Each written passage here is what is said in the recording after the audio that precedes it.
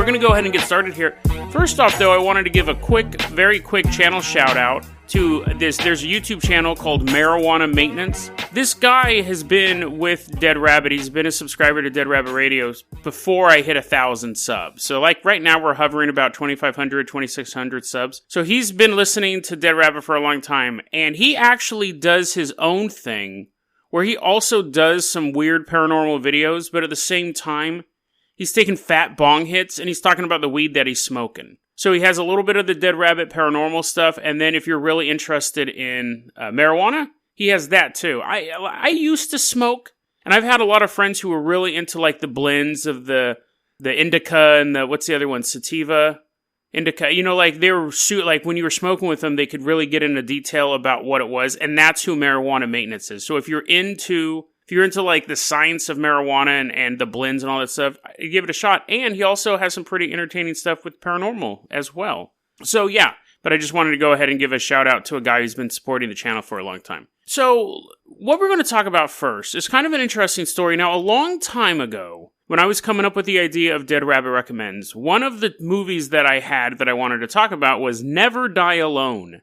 And I thought, I go, you know, because we have a true crime component, I could cover Never Die Alone, just do a little short thing on it. Never Die Alone is a movie came out in the early 2000s. It was directed by Ernest Dickerson, who started off as Spike Lee's cinematographer, but then he ended up doing horror movies.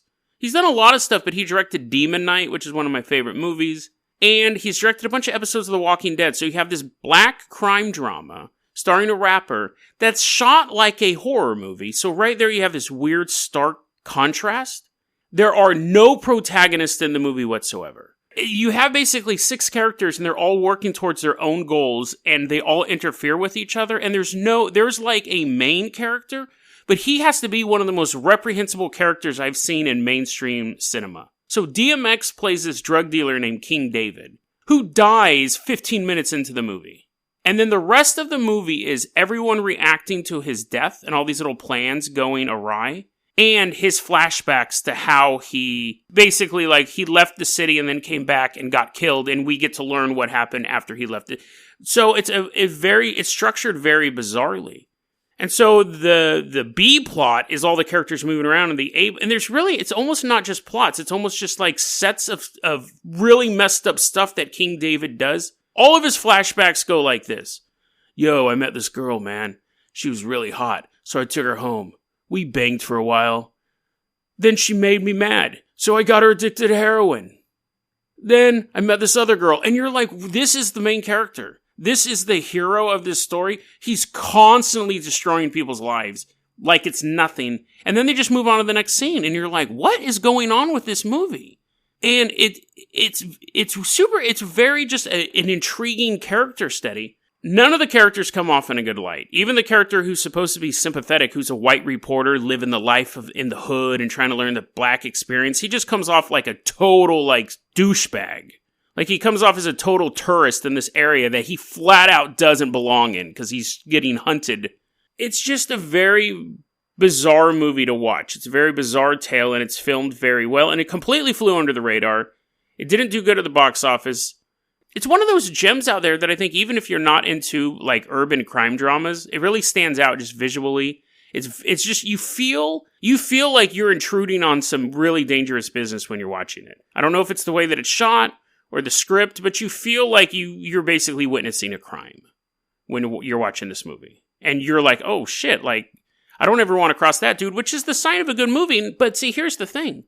I was thinking I'll do a quick little 3-minute thing like I just did on Never Die Alone, and that'll be Dead Rabbit Recommends. I wonder if the guy who wrote, because I knew it was based on a novel, I wonder if the guy who wrote the novel wrote anything else that was turned into a movie. Well, no, but his life should have been turned into a movie. This is the really weird case of Donald Goines.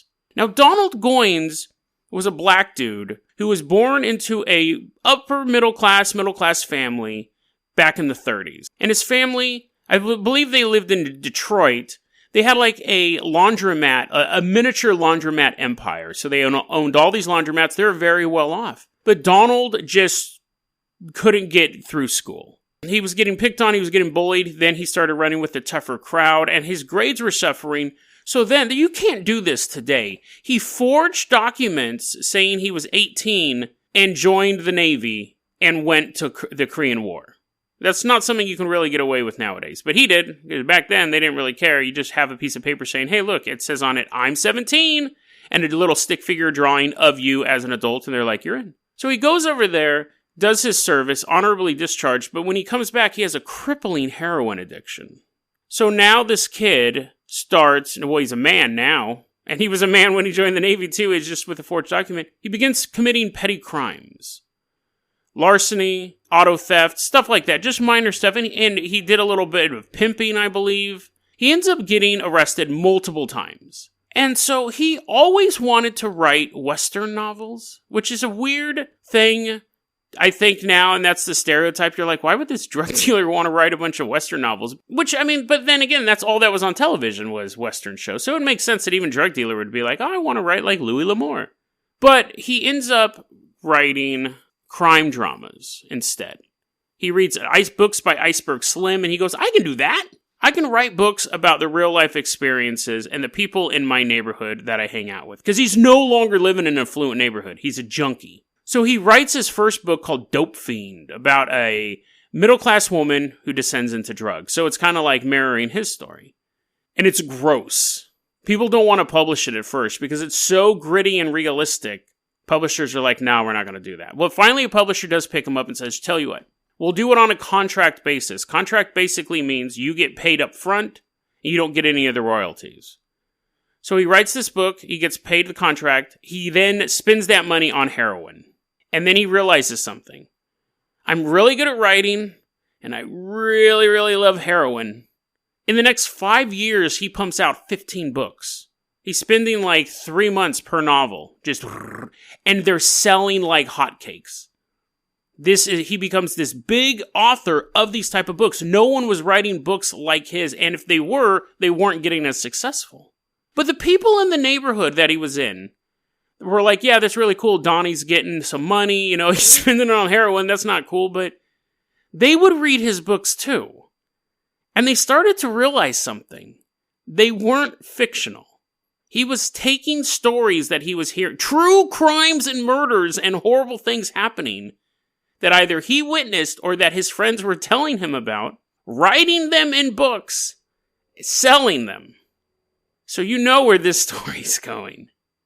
He does this thing for 5 years. He's in this cycle. He writes a book and then spends all the money on heroin and writes the other book, spends all the money on heroin, writes a book. And he's going on. At this point, he has a common law wife, a live-in girlfriend, and there's 2 children there as well. I wasn't able to tell whether or not they were his kids because there's not a lot of detail about this. Most of this stuff, when it happened, it just happened and fell out of the newspaper. And then there was a bunch of coverage about the life of Donald Goines when Never Die Alone came out as the movie, which was actually one of his last books to write, which, again, when you watch the movie, there's a lot of details that seem really real, and I'm wondering if that is the book that sparked this off, but there's not a lot of information about this dude. Even though I read an article in the New York Times about him, and they didn't really have much more information than I found when I pulled up the Wikipedia article.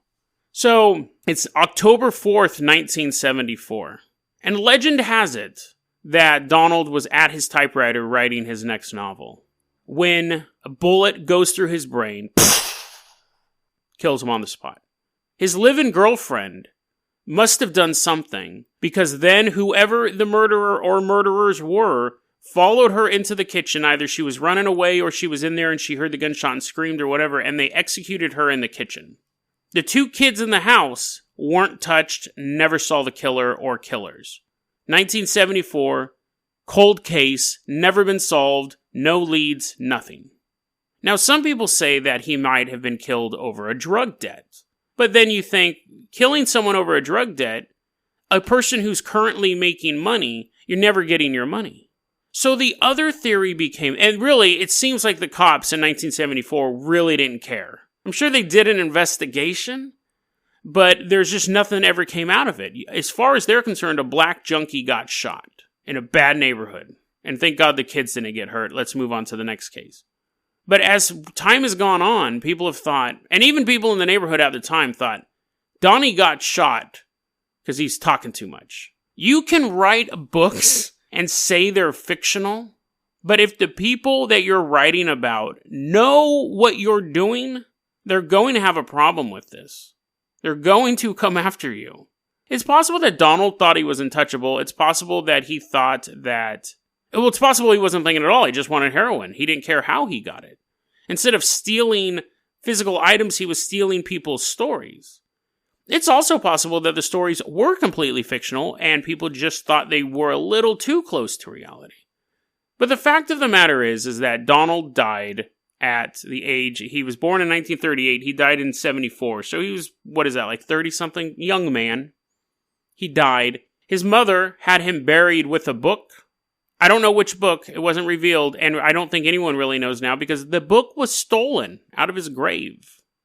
Was that the book that held the answers to why he was killed? Is that the book that had the characters that were based too closely on real-life people that had him killed?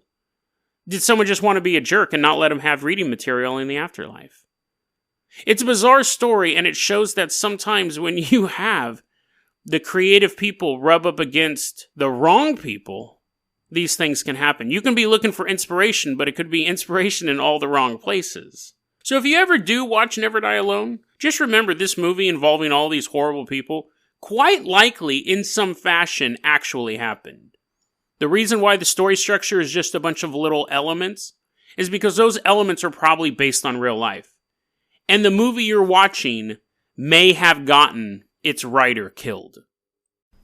That was a clip from our daily podcast, Dead Rabbit Radio. Dead Rabbit Radio is available anywhere that you listen to podcasts. It's daily paranormal, conspiracy, and true crime news. If you want to hear the full episode that this clip came from, check the link below. Please like and subscribe. And hit that little bell, too. That does some magical stuff. Thanks, guys.